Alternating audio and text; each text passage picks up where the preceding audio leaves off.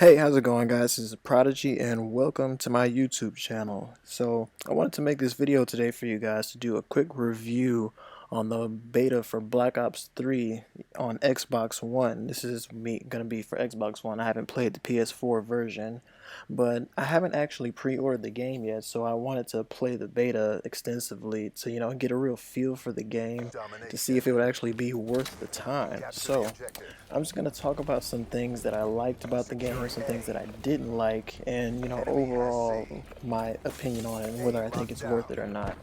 You're going to see the gameplay here is me playing some domination on Stronghold, and I think we actually end up losing this game, but I'm just going to go ahead and get to some things that I noticed about Black Ops 3. So first and foremost, I would say that the gameplay feels very smooth.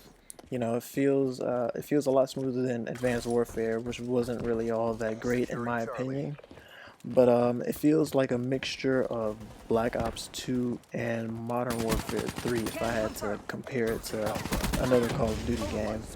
But yeah, it feels smooth. Everything feels like it runs smoothly. It works nicely. It flows well.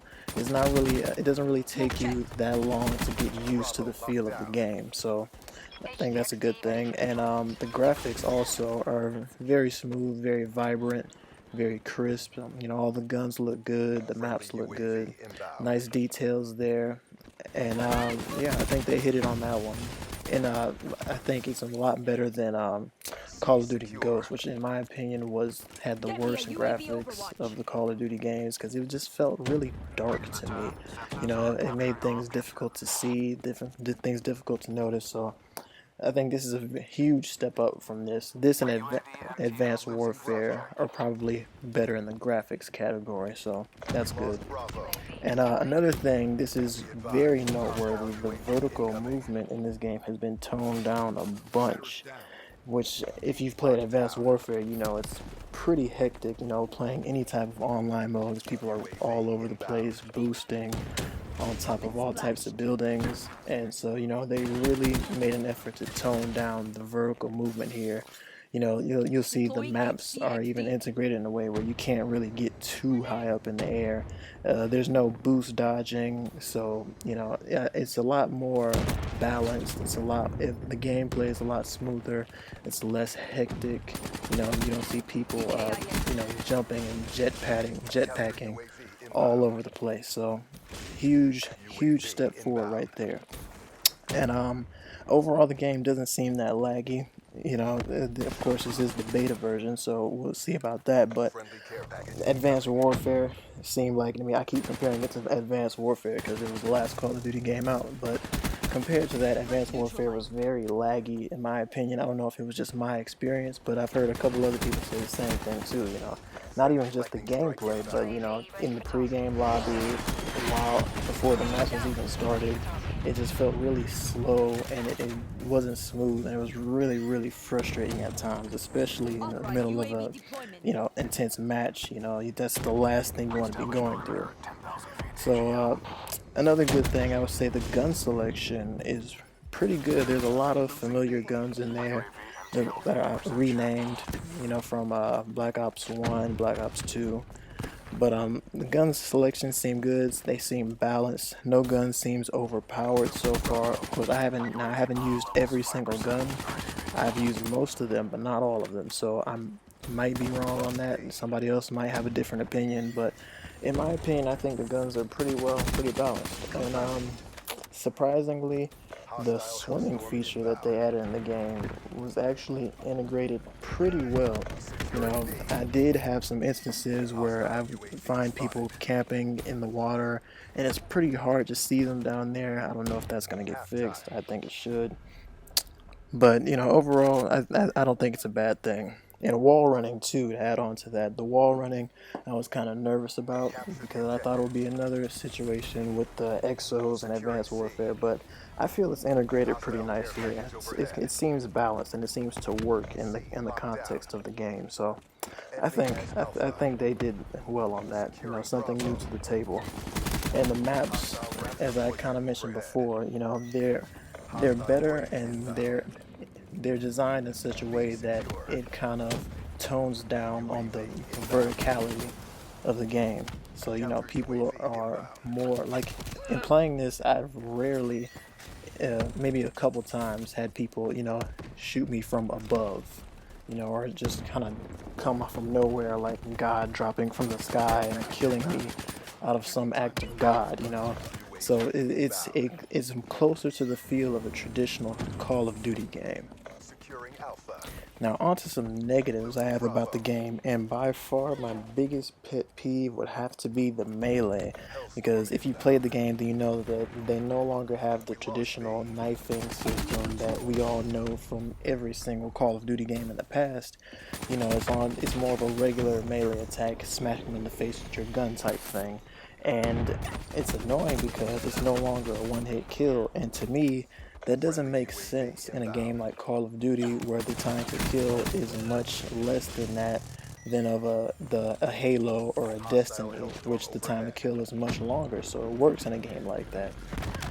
So it doesn't make sense to me to not have a one-hit kill melee system in a game like Call of Duty, where this is a lot more fast-paced, a lot more realistic than games like I mentioned before, and by comparison. So that's a big pet peeve to me. Other people say that they think it's a good thing because it's no longer a thing to be able to panic knife somebody, but I just don't feel it was that big of an issue to revamp the whole system. So that's just my opinion on it.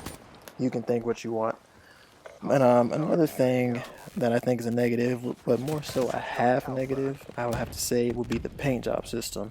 And I say it's a half negative because I like the system and I think it's a good thing, but I also feel like they could have done a lot more with it, as opposed to being able to just customize one small area on the gun. I feel like they could have gave you more variety and more surface area of customization on the gun instead of just one little corner of the gun. That's just my personal opinion, and on top of the customization thing, there's also no character customization like there was in Ghost and Advanced Warfare, so that's something else to keep in mind. And of course there were some lag issues, but again, this is the beta, so I didn't really take it too seriously. I was patient with it, but I just felt I should mention it just, to put it out there. But overall, I can say that it was definitely a great game. I had a lot of fun playing it, a lot of late nights. So I do think it is worth the time to purchase, and I will be buying it. I'm actually going to place my pre-order this week. So, yes, I think it's a huge step up from Advanced Warfare especially, so I'm probably going to do another video when the actual game releases to, compare it, see how much stuff was transferred over or adjusted or fixed. But for now, I guess that's it. I'll let you enjoy the rest of this gameplay, and that's it. Once again, my name is Prodigy. You guys take care. Down.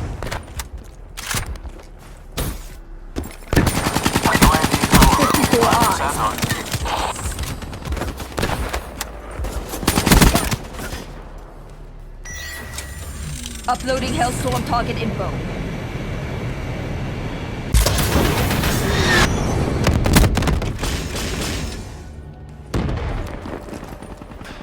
Controlling HCXD.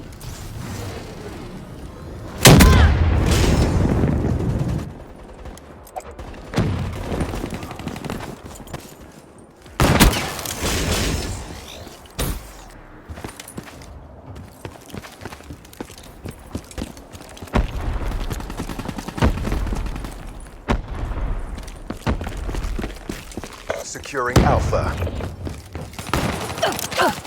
Enemy destroyed.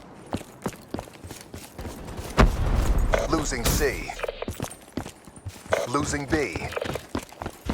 Enemy took C. Reaper destroyed. Hostile UAV above. Securing A. Losing B. A secure. Enemy took Bravo. Be advised, hostile UAV. Securing B. Hostile UAV above. Locked down. UAV inbound. Outrider kill. Hater deployed.